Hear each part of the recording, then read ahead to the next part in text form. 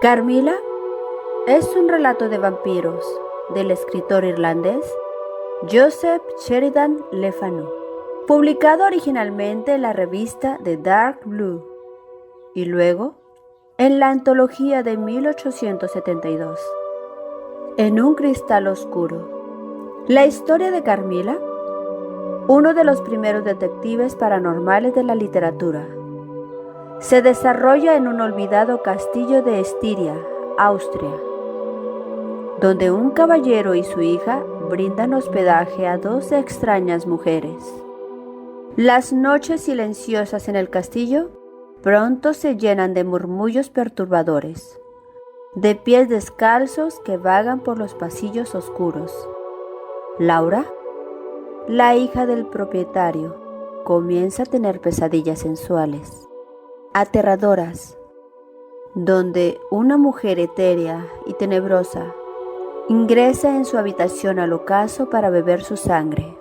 Sheridan Le Fanu explora dos temas controversiales para la época: la sexualidad y el lesbianismo. Ambos temas están intensamente presentes en Carmilla. Los antecedentes del relato pueden encontrarse en la biografía de Elizabeth Bathory, la condesa sangrienta, y de su no menos escandalosa ayudante, Drácula, cuyo verdadero nombre fue Dorothea Sentence. El propio nombre de Carmilla es en realidad un anagrama de Mircalla, quien nos ofrece una mirada crepuscular de Elizabeth Bathory, como si de hecho los largos siglos de festines horrorosos la hubiesen relegado a banquetes menores, modestos y furtivos. Si bien el personaje de Carmilla absorbe algunos rasgos distintivos de Elizabeth Bathory, su fuente de inspiración más concreta se halla en el libro prohibido de Dom Calmet, Tratado sobre los vampiros. Recordemos que Carmilla fue, de hecho, el primer cuento de vampiros realmente popular y que precedió por 25 años al clásico de Bram Stoker, Drácula. Un paralelo interesante entre Drácula y este cuento de vampiro de Sheridan Le Fanu tiene que ver con las descripciones de Carmilla y Lucy Westenra. Ambas encarnan el arquetipo de la mujer sonámbula, que es víctima de algún tipo de criatura sobrenatural. Languidas, delgadas, de mejillas rosadas, ojos desencajados, labios carnosos y voces casi inaudibles. Otro nexo ineludible puede hallarse en la figura de Abraham Van Helsing, aquel cazador de vampiros que persigue incansablemente a Drácula, y el experto en vampirismo de Sheridan Le Fanu, llamado Barón Vordenburg. Ambos personajes investigan los casos de vampirismo, funcionando como enemigos de lo irracional, es decir, ambos representan el conocimiento y la lógica frente al caos y la muerte, sintetizadas en los vampiros. Antes de pasar al relato propiamente dicho, conviene mencionar que recientemente se publicó una continuación de Carmilla, titulada Carmilla el regreso. A continuación, estaré presentando para ustedes Carmilla, por Sheridan Le Fanu, 1814 a 1873. Vivíamos en Estiria, en un castillo. No es que nuestra fortuna fuera principesca, pero en aquel rincón del mundo era suficiente una pequeña renta anual para poder llevar una vida de gran señor. En cambio, en nuestro país y con nuestros recursos solo habríamos podido llevar una existencia acomodada. Mi padre es inglés y yo, naturalmente, tengo un apellido inglés, pero no he visto nunca Inglaterra. Mi padre servía en el ejército austriaco. Cuando alcanzó la edad del retiro, con su reducido patrimonio pudo adquirir aquella pequeña residencia feudal, rodeada de varias hectáreas de tierra. No creo que exista nada más pintoresco y solitario. El castillo está situado sobre una suave colina y domina un extenso bosque. Una carretera angosta y abandonada pasa por delante de nuestro puente levadizo, que nunca he visto levantar. En su foso nadan los cisnes, entre las blancas corolas de los nenúfares. Dominando este conjunto se levanta la amplia fachada del castillo, con sus numerosas ventanas, sus torres y su capilla gótica. Delante del castillo se extiende el pintoresco bosque. A la derecha, la carretera discurre a lo largo de un puente gótico, tendido sobre un torrente que serpentea a través del bosque. He dicho que es un lugar muy solitario. Juzgad vosotros mismos si digo la verdad. Mirando desde la puerta de entrada hacia la carretera, el bosque que rodea nuestro castillo se extiende 15 millas a la derecha y 12 a la izquierda. El pueblo habitado más próximo está en esa última dirección, a una distancia aproximada de 7 millas. El castillo más cercano y de cierta notoriedad histórica es el del general Spildorf, a unas 20 millas a la derecha. He dicho el pueblo habitado más próximo, porque al oeste, solo a 3 millas en dirección al castillo del general Spildorf, hay un pueblecito en ruinas, con su iglesia gótica también en ruinas. Allí están las tumbas, casi ocultas entre piedras y follaje, de la orgullosa familia Karnstein, extinguida hace tiempo. La familia Karnstein poseía antaño el desolado castillo, que, desde la espesura del bosque, domina las silenciosas ruinas del pueblo. Hay una leyenda que explica por qué fue abandonado por sus habitantes este extraño y melancólico paraje, pero ya hablaré de ella más adelante. El número de habitantes de nuestro castillo era muy exiguo, excluyendo a los criados y a los habitantes de los edificios anexos. Estábamos solamente mi padre, el hombre más simpático del mundo, pero de edad bastante avanzada, y yo, que en la época en que ocurrieron los hechos que voy a narrar tenía solamente 19 años. Mi padre y yo constituíamos toda la familia. Mi madre, de una familia noble de Estiria, murió cuando yo era aún una niña. Sin embargo, tuve una inmejorable nana, la señora Perrodón, de Berna. Era la tercera persona en nuestra modesta mesa. La cuarta era la señora Lafontaine, una dama en toda la extensión de la palabra, que ejercía las funciones de institutriz para completar mi educación. Algunas muchachas amigas mías venían de vez en cuando al castillo y algunas veces yo les devolvía la visita. Estas eran nuestras habituales relaciones sociales. Naturalmente también recibíamos visitas imprevistas de vecinos. Por vecinos se entienden a las personas que habitaban dentro de un radio de 4 a 5 leguas. Puedo aseguraros que, en general, era una vida muy aislada. El primer acontecimiento que me produjo una terrible impresión y que aún ahora sigue grabado en mi mente es el propio tiempo, uno de los primeros sucesos de mi vida que puedo recordar.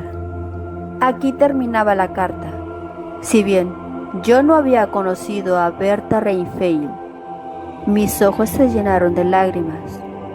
La noticia de su muerte me impresionó muchísimo. Devolví a mi padre la carta del general.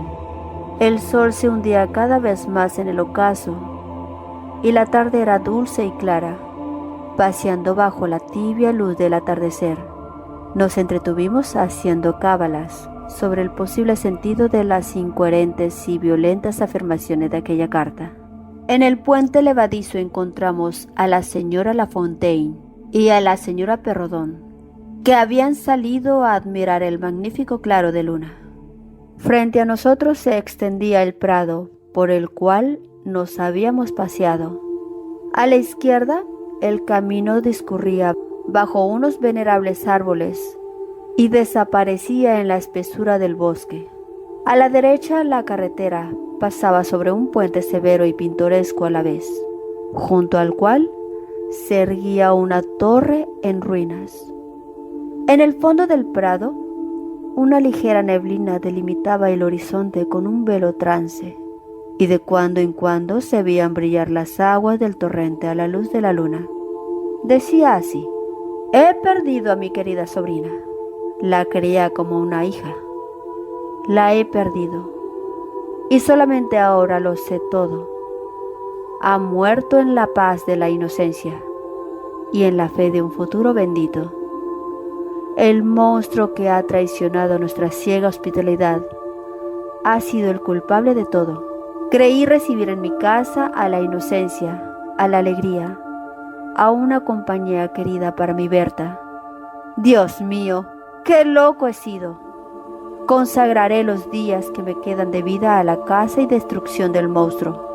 Solo me guía una débil luz. Maldigo mi ceguera y la Nurseri, como la llamábamos, aunque era solo para mí. Estaba en una habitación grandiosa de último piso del castillo y tenía el techo inclinado, con molduras de madera de castaño. Tendría yo unos 6 años cuando una noche, despertándome de improviso, miré a mi alrededor y no vi a la camarera de servicio. Creí que estaba sola. No es que tuviera miedo, pues era una de aquellas afortunadas niñas a quienes han evitado expresamente las historias de fantasma y los cuentos de hadas, que vuelven a los niños temerosos ante una puerta que chirría o ante la sombra danzante que produce sobre la pared cercana la luz incierta de una gran sorpresa. Vi al lado de mi cama un rostro bellísimo que me contemplaba con aire grave. Era una joven que estaba arrodillada y tenía sus manos bajo mi manta. La observé con una especie de placentero estupor y cesé en mi lloriqueo. La joven me acarició, se echó en la cama a mi lado y me abrazó. Sonriendo de repente, me sentí calmada y contenta y me dormí de nuevo. De súbito me desperté con la escalofriante sensación de que 2 agujas me atravesaban el pecho profunda y simultáneamente. Proferí un grito. La joven dio un salto hacia atrás, cayendo al suelo, y me pareció que se escondía debajo de la cama. Por primera vez sentí miedo y me puse a gritar con todas mis fuerzas. La niñera, la camarera y el ama acudieron precipitadamente, pero cuando les conté todo lo que había ocurrido, estallaron en risas, a la vez que trataban de tranquilizarme, aunque yo era solamente una niña. Recuerdo sus rostros pálidos y su angustia mal disimulada. Las vi buscar debajo de la cama, por todos los rincones de la habitación, en el armario, y oí a mi ama susurrar a la niñera: «¡Mira! Alguien se ha echado en la cama, junto a la niña. Aún está caliente».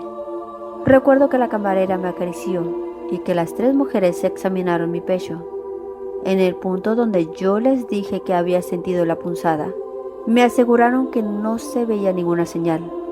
Al día siguiente lo pasé en un continuo estado de terror. No podía quedarme sola un instante, ni siquiera a plena luz del día. Recuerdo a mi padre junto a mi cama, hablándome en tono festivo, así como preguntando a la niñera y riéndose de sus respuestas. Luego hacía muecas, me abrazaba y me aseguraba que todo había sido un sueño sin importancia. Pero yo no estaba tranquila, porque sabía que la visita de aquella extraña criatura no había sido un sueño. He olvidado todos mis recuerdos anteriores a este acontecimiento y muchos de los posteriores, pero la escena que acabo de describir aparece vivida en mi mente como los cuadros de una fantasmagoria surgiendo de la oscuridad.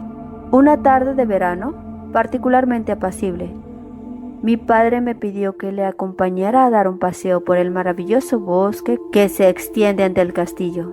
El general Spildorf no vendrá a visitarnos como esperábamos, me dijo durante el paseo. Nuestro vecino debía pasar varias semanas en el castillo. Con él debía venir también su joven sobrina y pupila, la señorita Reinfeldt. Yo no conocía a la señorita Reinfeldt, pero me la habían descrito como una joven encantadora. Quedé muy desilusionada ante la noticia que acababa de darme mi padre. mucho más de lo que pueda imaginar alguien que viva habitualmente en la ciudad. Aquella visita y la nueva amistad que seguramente había de surgir de ella había sido objeto diario de mis pensamientos durante muchas semanas. ¿Cuándo vendrán?, pregunté. El próximo otoño, dentro de un par de meses, respondió mi padre y añadió: me alegro, querida, de que no hayas conocido a la señorita Reinfeldt. ¿Por qué?, inquirí, molesta y curiosa al mismo tiempo. Porque la pobre muchacha ha muerto. Quedé sumamente impresionada. El general Spieldorf decía en su última carta, 6 o 7 semanas antes, que su sobrina no se encontraba muy bien, pero nada hacía pensar en la posibilidad, ni siquiera remota, de un grave peligro.